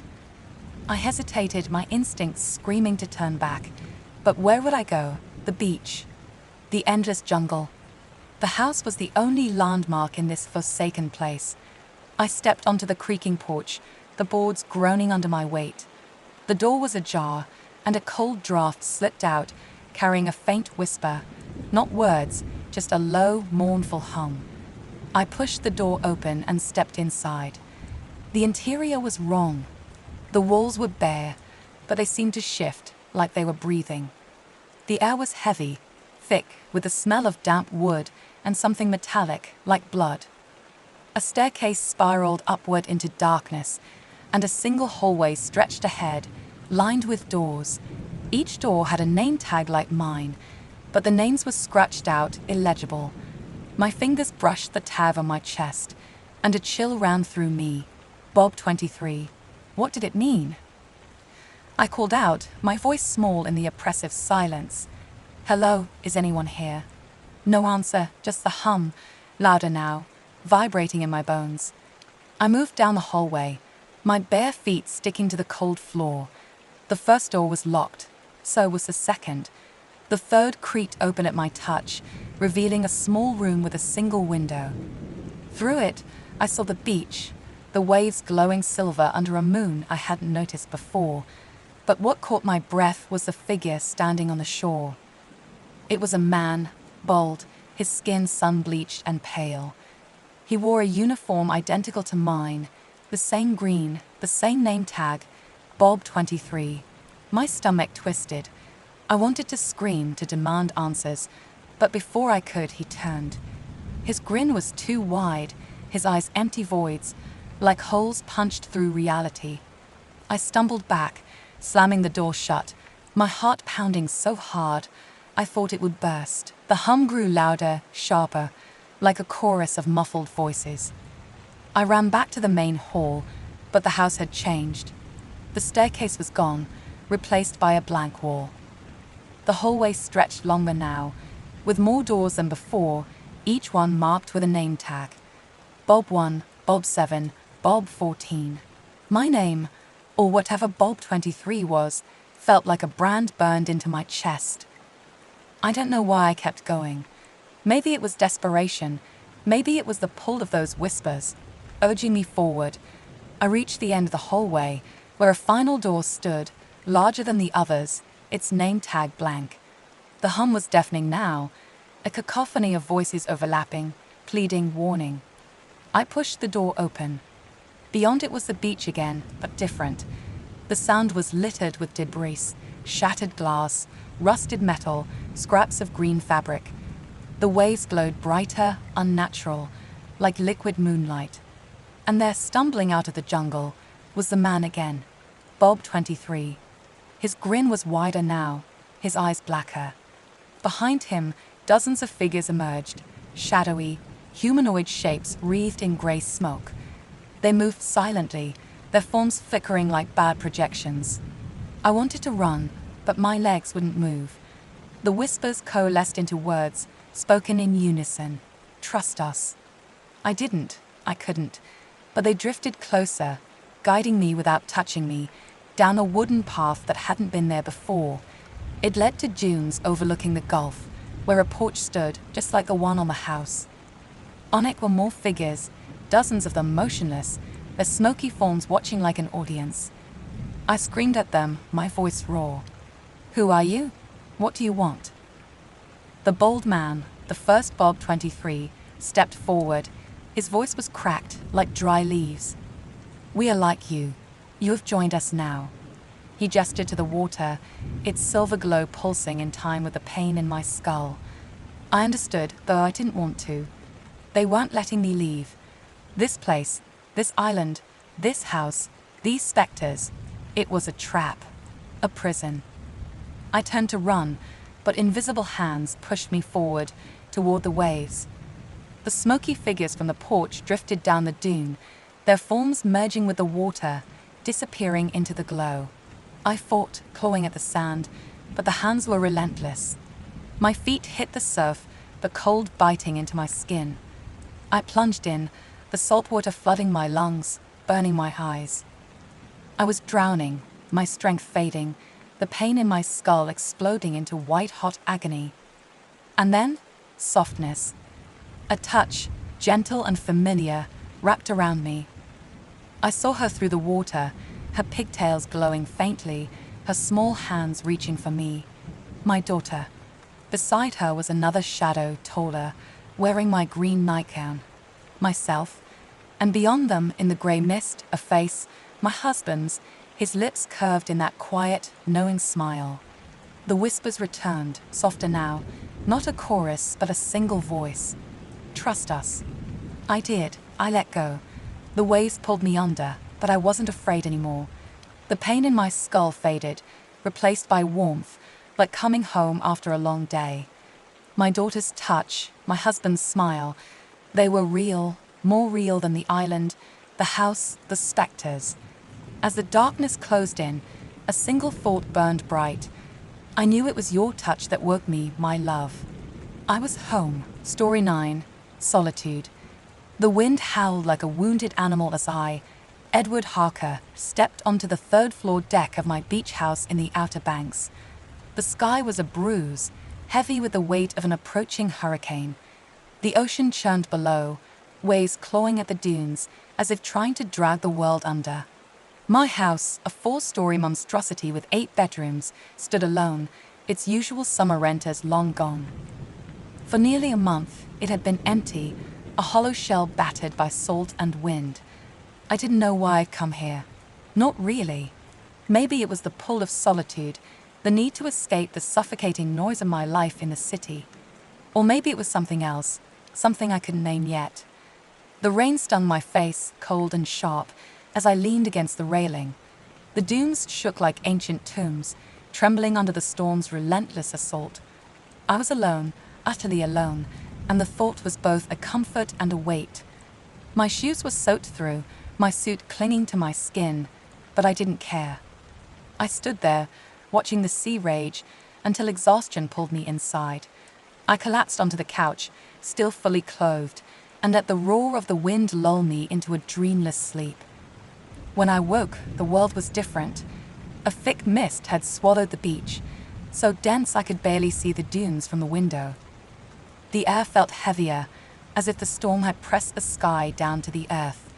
I don't know what compelled me to go outside. Maybe the silence, too stark after the wind's fury. I slipped off my shoes, the cold floor biting my feet, and walked barefoot down the wooden dune bridge toward the shore. The sand was wet, sinking under my weight, swallowing the boardwalk's edges. The wind lashed my face, and the surf rolled louder now, close enough to feel its spray. I stood at the water's edge, the icy waves lapping at my ankles. The shoreline stretched empty in both directions, a grey wasteland under the mist. My breath caught in my chest as I scanned the horizon, searching for something, anything, to break the monotony. The storm was growing stronger, the wind screaming now, and I felt myself slipping into a daze, my mind numbed by the cold and the endless roar. Then I saw it. The waves were moving wrong. The white crests twisted and writhed, not like water, but like living things, flopping on the black sand like beach jellyfish. I blinked, trying to clear my eyes, but the motion didn't stop. And there, in the heart of the churning surf, something broke the surface. A face. A tiny, pale face, gasping for air, eyes wide with terror. A child. My heart lurched. Without thinking, I plunged into the water. The cold hit me like a fist, stealing my breath, but I pushed forward, fighting the waves. The current was vicious, a riptide pulling me out to sea with a strength I couldn't match. My arms burned as I swam, the girl's face flashing in my mind, her small mouth open in a silent scream. I thrashed against the tide, my lungs screaming, until my feet finally scraped the sandy bottom. I staggered back to shore, collapsing on the beach, gasping and shivering. The mist was thicker now, the shoreline barely visible. I searched the waves, but the face was gone. Had it ever been there? Drenched and trembling, I dragged myself back to the house. The storm was a living thing now, tearing at the walls, rattling the windows like they might shatter. I climbed the stairs to the living room, my clothes dripping a trail of seawater. I sank into a chair, too exhausted to move, my mind replaying that pale face in the surf. Had I imagined it? The cold, the storm, the isolation. It could drive anyone to see things, but it had felt so real. Darkness fell, and the storm grew louder, a relentless roar that seemed to come from inside my skull. I sat by the window, staring into the black, the mist pressing against the glass like a living thing. And then I saw it again, not the girl, but something else, something massive. It rose from the surf, a shape so vast it seemed to swallow the horizon. A great beast, its form indistinct in the mist, but its presence undeniable. The waves parted around it, and I saw its maw, a gaping, endless void, lined with teeth like jagged rocks. My breath caught, my body frozen as I stared, and then on its outstretched tongue I saw her. Lucy, my daughter Lucy, who I hadn't seen in years. Not since the accident, not since the day I lost her. She stood there, impossibly, in the same blue dress she'd worn that last day, her hair plastered to her face by the rain. Her eyes locked on mine, and I felt my heart stop. The beast's jaws snapped shut with a sound like a thunderclap, and Lucy was gone. The house fell silent, the storm's roar muted, as if the world had held its breath. I don't know how long I sat there, staring at the empty sea. My mind was a tangle of fear and grief. The image of Lucy burned into my eyes. It couldn't be real. It wasn't real, but the pain in my chest was real, the ache of loss I'd buried for years now clawing its way to the surface. I pressed my hands to my face, trying to force the vision away, but it lingered, her small figure standing on that monstrous tongue. The storm didn't relent. If anything, it grew worse, the wind screaming like a banshee, the house groaning under the assault. I stayed by the window, unable to move, unable to look away from the sea. Hours passed, or maybe minutes. Time felt slippery, unreal. And then I saw it again. The beast. Its massive form broke the surface. Closer now, so close I could see the glint of its eyes, like twin moons in the dark. It opened its mouth, and there she was again, Lucy, standing on its tongue, her dress fluttering in the wind. This time she spoke. "All are lost," she said, her voice clear despite the storm, cutting through the roar like a knife. "No one is spared. The storm swallows them all." I stumbled back, my chair tipping over. My heart pounded so hard, I thought it might burst. I wanted to scream, to run, but my body wouldn't move. The beast's jaws snapped shut again, and the house shook, a deafening crack splitting the air. I thought the roof had caved in, but when I looked up, the ceiling was intact. The sound had come from outside, from the sea. I don't know how I made it through the night. The storm raged on, the wind a constant howl, the rain pounding the house like fists. I stayed in that chair, my eyes fixed on the window, waiting for the beast to return. It didn't. But Lucy's voice echoed in my head, her words looping endlessly. All were lost. No one is spared. The storm swallows them all. When dawn broke, the storm had passed, leaving an eerie calm. The mist was gone, and the sea was flat, almost serene. But the beach was a wasteland, debris scattered across the sand, the dunes flattened, the boardwalk reduced to splintered wood. My house was still standing, but barely. The eastern wall was gone, torn open as if something massive had ripped through it. I stood in the living room, staring at the wreckage, my mind numb. I heard voices outside, rescue crews, I realized. They were shouting, calling out for survivors. I wanted to call back, to tell them I was here, but my voice wouldn't come. My legs felt heavy, my body sluggish, as if the storm had drained me of everything. I sank back into the chair, my eyes drifting to the window one last time. That's when I felt it, a sharp, searing pain in my chest. I looked down, expecting to see nothing, but there it was, a beam of wood, jagged and splintered, driven through my chest like a spear. I hadn't noticed it before, hadn't felt it until now. Blood seeped through my shirt, warm and sticky, and I realized I couldn't move. My arms hung limp, my body pinned to the chair. The voices outside grew closer, boots crunching on the debris. A man, Officer Dunkirk, I heard someone call him, stepped into the room. His face paled when he saw me, his eyes widening at the sight of the beam through my chest. I tried to speak, to tell him about Lucy, about the beast, but my voice was gone. All I could manage was a whisper, barely audible, "No, why?" And then I heard her again, Lucy's voice, soft and clear, echoing through the empty house. "All are lost," she said. "No one is spared. The storm swallows them all." The world faded, the room growing dim. The last thing I saw was the sea, stretching endless and empty beyond the broken wall.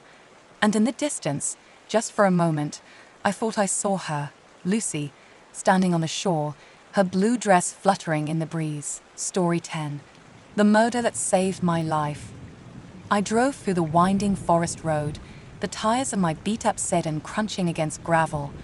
The world outside was a blur of pines and fading light, the sun dipping low, casting long shadows across the dashboard. My hands gripped the wheel, knuckles white, not from the cold, but from the weight of my decision. The cabin waited ahead, a squat, lonely structure nestled deep in the woods. I'd found it online, a perfect place to disappear. No neighbors, no cell service, no one to ask questions. Just me, the trees, and the end I'd planned. The engine sputtered as I pulled up, the cabin's weathered wood barely holding together under the dim glow of dusk. I cut the ignition and sat there, staring at the rope coiled on the passenger seat. It was thick, rough, the kind you'd use to tie down heavy cargo. I tested the knot earlier that day, my fingers trembling as I looped it just right. The chair was already inside, waiting upstairs by the big window. I'd scouted it weeks ago. The view of the sunset would be the last thing I'd see. I stepped out, the air sharp with pine and earth, and hauled the rope over my shoulder. The cabin door creaked as I pushed it open, revealing a musty interior that smelled of damp wood and neglect. My boots echoed on the floorboards as I climbed the narrow staircase to the loft. The window up there was wide, framing the horizon where the sky glowed orange and purple. I set the chair beneath it, climbed up, and secured the rope to a sturdy beam overhead. The noose hung there, swaying slightly, its shadow dancing on the wall. I stood on the chair, my heart pounding, not with fear, but with a strange, heavy calm. My life had been a slow unraveling. Lost job, broken relationships, a family that stopped calling. There was nothing left to hold onto. I slipped the noose over my neck, the coarse fibers scratching my skin. My foot hovered over the edge of the chair, ready to step off into nothing. Then came the knocking. It was frantic, a desperate hammering that shattered the silence. My foot froze mid-air, my breath catching. The sound wasn't just loud, it was wild, like someone was trying to break the door down. I yanked the noose off, heart racing, and crept to the window. Downstairs, through the sliver of the front door's cracked frame, I saw her. A young woman, her face streaked with tears, pounding on the door with both fists. Her voice was muffled but raw, screaming for help. I stumbled down the stairs, my plan unraveling with every step. When I flung the door open, she collapsed into my arms, her body shaking, her breath hitching in sobs. "Please," she gasped, clutching my jacket. "He's after me. He killed her."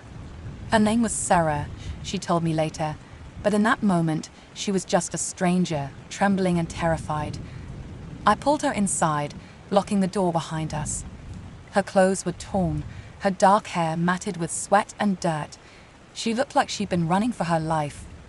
"Who's after you?" I asked, my voice hoarse. She sank to the floor, hugging her knees. "Jessica, my friend. We were camping nearby. He came out of nowhere. I saw him. He stabbed her. She's dead." Her words tumbled out between sobs, her eyes darting to the door. "He followed me here. He's still out there." My stomach twisted. I'd come here to end my life, not to get caught in someone else's nightmare. But her fear was real, infectious, pulling me out of my own darkness. "Did you see his face?" I asked. She shook her head. He was wearing a hood, but I saw the knife. It was covered in blood. A chill ran through me. I crossed to the window, peering into the darkening forest. The trees were still, but the shadows felt alive, shifting just beyond the glass. "We need to call for help," I said, grabbing my phone. No signal. Of course. I remembered the landline I'd seen in the kitchen, a relic from the cabin's better days. I dialed 911, my hands shaking as the operator's voice crackled through. "Emergency services. What's your location?" I gave the cabin's address, my words tripping over themselves as I explained what Sarah had told me. The operator's voice was calm, too calm. "Units are dispatched, but you're in a remote area. It'll take at least 30 minutes. 30 minutes, I hissed. "There's a killer out there." "Stay calm, sir. Lock the doors and stay safe until help arrives." I hung up, my pulse hammering. Sarah was still on the floor, her eyes wide with panic. "They're coming," I said, trying to sound steady. "We just need to hold out." Then the pounding started again, this time at the back door. It wasn't like Sarah's desperate knocking. This was deliberate, heavy, like someone testing the door's strength. I grabbed Sarah's arm, pulling her to her feet. "Stay behind me," I whispered. Through the peephole, I saw him. A tall figure in a dark hoodie, his face obscured by shadow. His hand gripped a hunting knife, its blade glinting with fresh blood. My heart stopped. This wasn't some abstract threat. He was real, and he was here. "Dean," Sarah whispered, her voice trembling. "What do we do?" I didn't have an answer, but I couldn't just stand there. I ran to the kitchen, grabbing the first things I could find: a chef's knife from a drawer, a heavy wooden chair. Sarah snatched the rope from the loft, her hands shaking as she clutched it like a lifeline. "Upstairs," I said. "We can barricade ourselves." We bolted up the stairs, but before we could reach the loft, a deafening crash came from below. Glass shattered, the back door. He was inside. Footsteps thudded across the floorboards, slow and deliberate. I pushed Sarah toward the loft's staircase, gripping the knife. "Go," I hissed. She scrambled up, the rope trailing behind her. I turned to face the intruder, my heart pounding so hard I thought it would burst. He appeared at the base of the stairs, his hood casting his face in shadow. The knife in his hand was slick with blood, and he tilted his head like he was sizing me up. "You shouldn't have let her in," he said, his voice low, almost amused. I tightened my grip on the knife. "Get out," I said, my voice steadier than I felt. He laughed, a cold, hollow sound, and started up the stairs.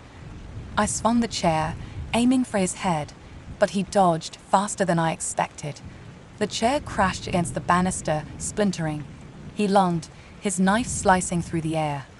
I stumbled back, barely avoiding the blade, and swung my own knife wildly. It caught his arm, drawing a thin line of blood. He hissed, stepping back, but didn't stop. Sarah's voice came from above, sharp and panicked. "Dean." I glanced up to see her at the loft's edge, the rope in her hands. She'd looped it around the banister, her fingers trembling as she tied a knot. "Keep him there," she shouted. I didn't have time to think. The killer lunged again, and I ducked, grabbing his arm and twisting it. The knife clattered to the floor, but he was stronger than me, his fist slamming into my jaw. Pain exploded across my face, and I staggered, but I didn't let go. We grappled, stumbling toward the loft's edge. His hands cold at my throat, his breath hot and ragged. "Sarah, now," I yelled. She moved fast, looping the rope around his neck as he thrashed. I shoved him with everything I had, my muscles burning. He stumbled, the rope tightening, and Sarah pulled, her face pale but determined. Together, we pushed him over the edge of the loft. The rope snapped taut. A sickening crack echoed through the cabin as his body jerked, then went still. He hung there, swaying, the noose I'd tied for myself now his end. The silence that followed was deafening, broken only by our ragged breathing. Sarah dropped to her knees, her hands shaking. I sank beside her, the knife slipping from my grip. The killer's body dangled below, a grotesque pendulum in the dim light. I couldn't look away, my mind reeling. I'd come here to die, but instead I'd fought to live. We stumbled outside, collapsing on the cold ground as the distant wail of sirens grew louder. The night air was sharp, cutting through the haze in my head. Sarah's hand found mine, her fingers trembling but warm. We didn't speak. We didn't need to. A year later, we stood on a beach, the ocean stretching out before us. The coastal house we'd rented for our honeymoon glowed softly in the twilight, its windows catching the last rays of the sunset. Sarah's hand was in mine again, her ring glinting in the light. The waves crashed gently, a rhythm that felt like a second chance. I'd come so close to ending it all in that cabin, but Sarah's frantic knocking had pulled me back. The horror of that night had bound us, two strangers forged into something unbreakable. As the sun dipped below the horizon, I squeezed her hand, grateful for the life I almost lost. Story 11. The Beach House Dolls. My name is Ashley, and I'm not sure if anyone will ever read this, but I have to write it down before the memories slip away, or before they come back for me.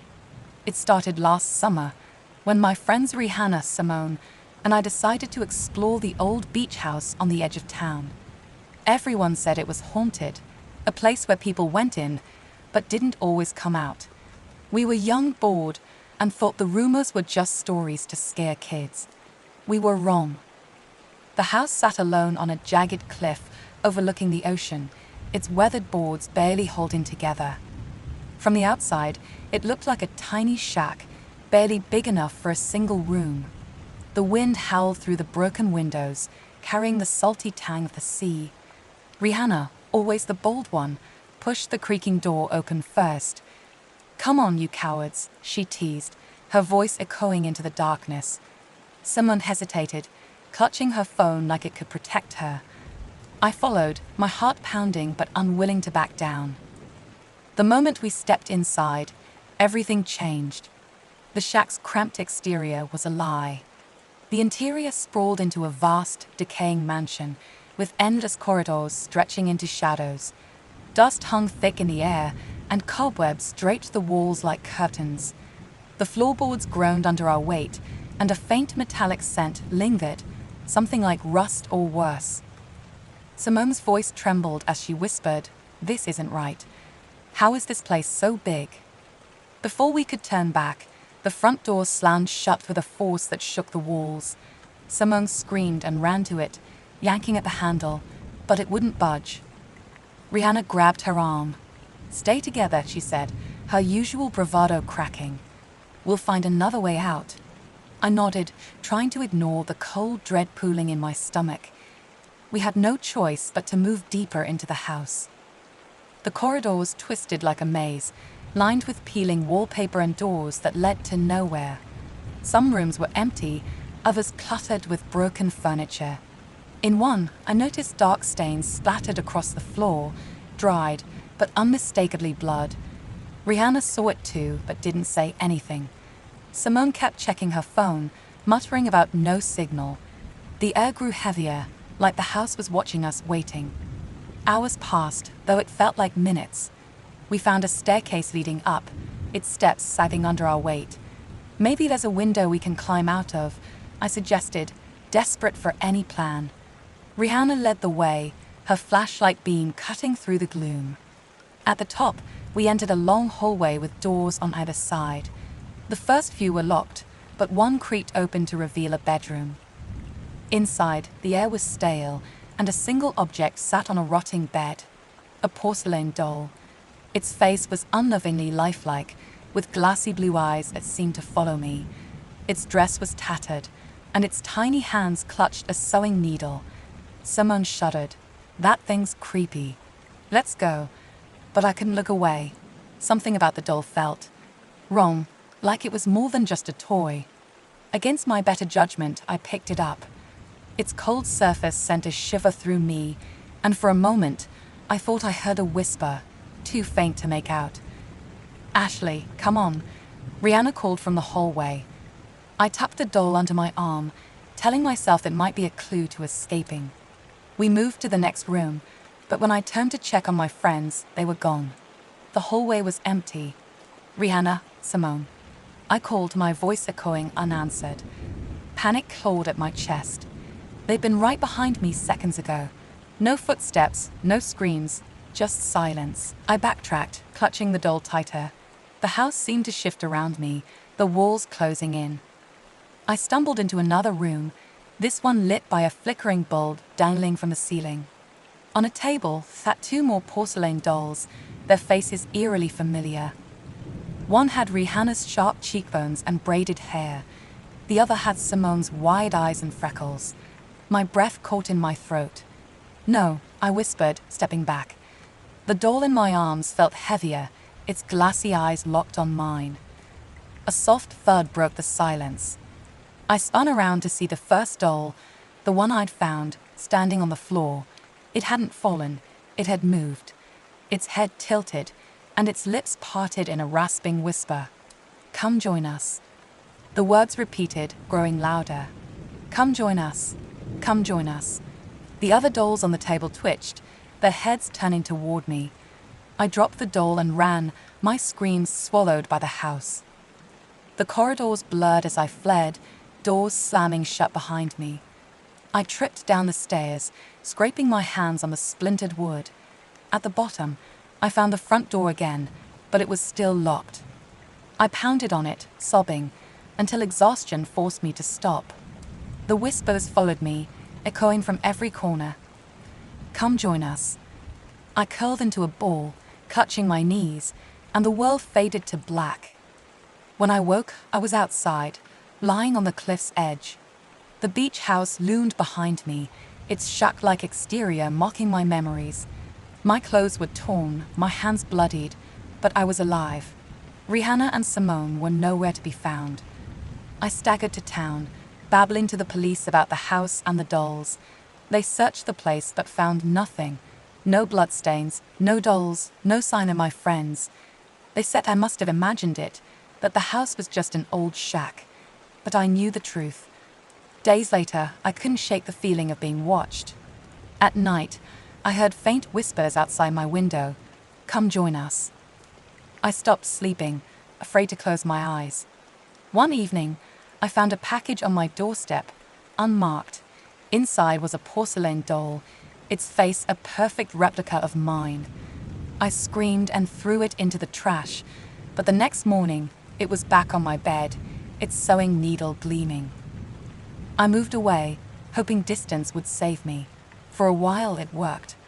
The whispers stopped, and I started to believe I'd escaped. Then last week, I saw a news report about a policeman found dead in his home, his heart pierced by needles, the words "Come join us" scrawled in blood on his forehead.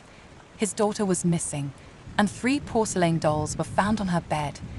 The article mentioned a beach house on the edge of town, abandoned but rumored to be haunted. I knew then that the house wasn't done with me.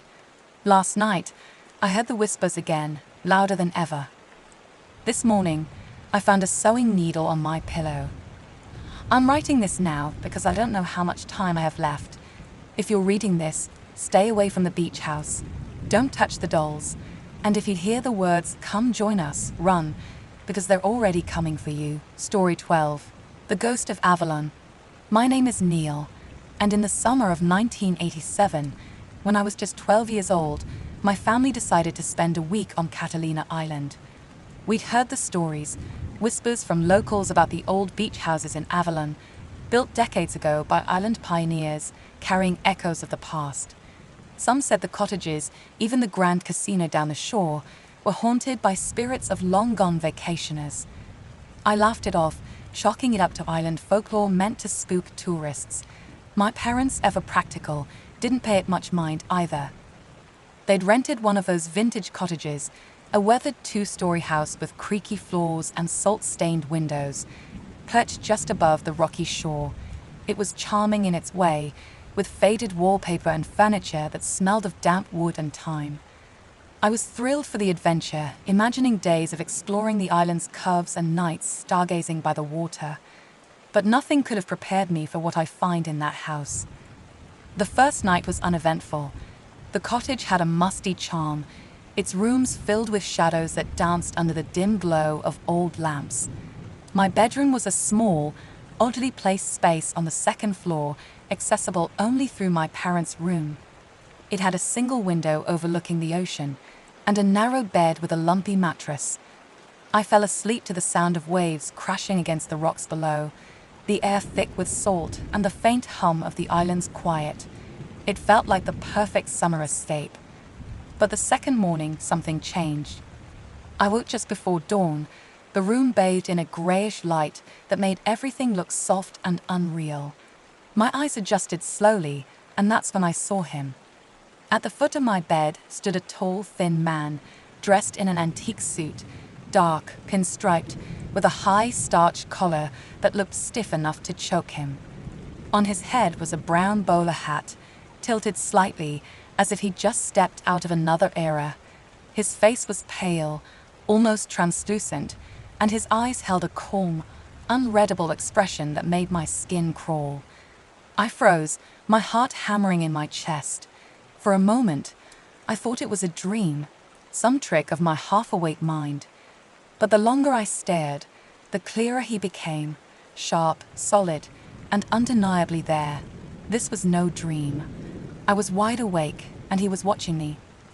I wanted to scream, but my throat felt tight, like the air had been sucked out of the room. His gaze didn't waver, and though he didn't move, his presence filled the space with a weight I couldn't explain. It wasn't menacing, exactly, but it was wrong, like he didn't belong in this time, in this house, in my world. My hands gripped the blanket, pulling it up to my chin as if it could shield me. Then finally, my voice broke free, and I let out a scream that shattered the silence. My mother burst through the door, her footsteps heavy on the creaky floorboards. "Neil, what's wrong?" she demanded, her voice sharp with worry.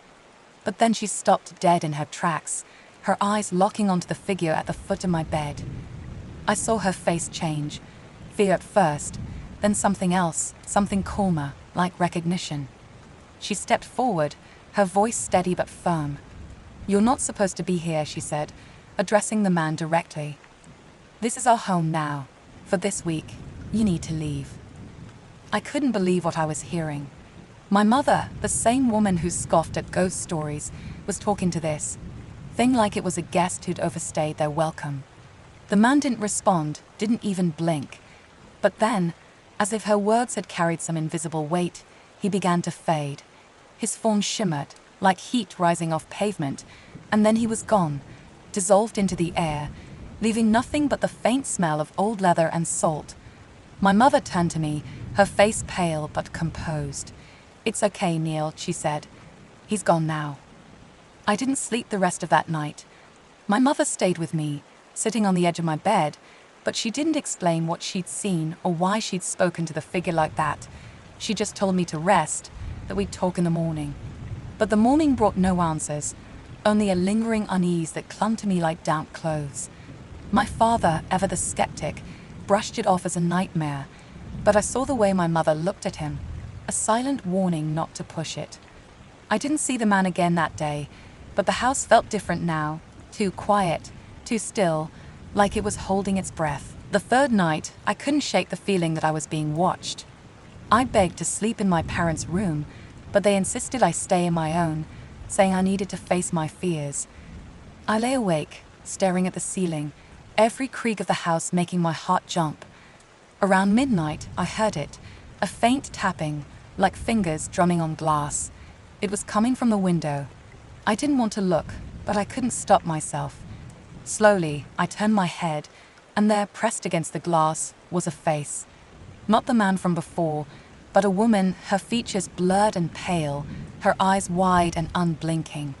Her mouth moved, as if trying to speak, but no sound came.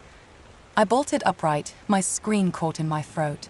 She didn't move, just stared, her hands flat against the window, leaving no smudges, no trace. I stumbled out of bed and ran to my parents' room, banging on the door until my father opened it, grumbling. My mother was right behind him, and when I told them about the woman, she went to the window herself. "There's nothing there, Neil," she said, but her voice was tight, like she wasn't sure. My father checked the locks, muttering about the wind, but I knew what I'd seen. The woman's face was burned into my mind, her silent plea echoing in the quiet. The next day, I refused to stay in the house alone. I followed my parents everywhere, sticking close as we explored the island's trails and beaches. But even in the bright sunlight, I couldn't shake the feeling that something was following me. Shadows seemed to move in the corners of my vision, and the air felt heavy, like it was pressing down on my chest. That night, I barricaded my door with a chair, hoping it would keep whatever was out there at bay. But the house had other plans. At 2 a.m., the tapping came again, this time from the walls. It was rhythmic, deliberate, like someone was knocking from the other side. I clutched my pillow, trying to convince myself it was just the house settling. But then I heard footsteps, slow, measured steps, pacing just outside my door. I held my breath, waiting for them to stop, but they didn't. They circled the room, moving from the door to the window and back again, a steady rhythm that made my skin prickle. I wanted to call for my parents, but the thought of opening the door, of facing whatever was out there, kept me frozen. The footsteps stopped at dawn, and I finally worked up the courage to check the hall. It was empty, the chair still wedged under the doorknob. My parents hadn't heard a thing, but my mother's face told me she believed me. She spent the day researching the house at the local library, coming back with old records that mentioned the cottage's history. It had been built in the 1920s by a wealthy family who vacationed there every summer. The records didn't mention ghosts, but there were gaps, years where the house stood empty, its owners unaccounted for. On the fifth night, I saw the woman again. This time, she was inside the room, standing in the corner near the window.